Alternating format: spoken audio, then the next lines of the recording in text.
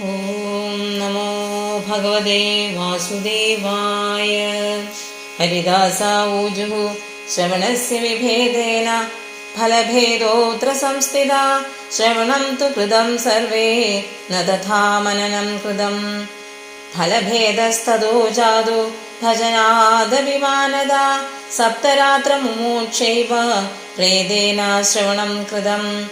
മനനാദി തഥാദേന സ്ഥിരചിത്തേ കൃതം ഭൃശം.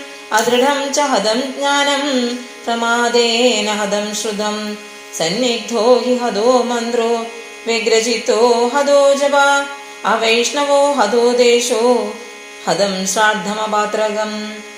ഹതമശ്രോത്രിയേ ദാനം അനാചാരം ഹതം കുലം. വിശ്വാസോ ഗുരുവാക്യേഷു സ്വസ്മിൻ ദീനത്വഭാവന. മനോദോഷജേശ്ചൈവ കഥായാം നിശ്ചലാമതി.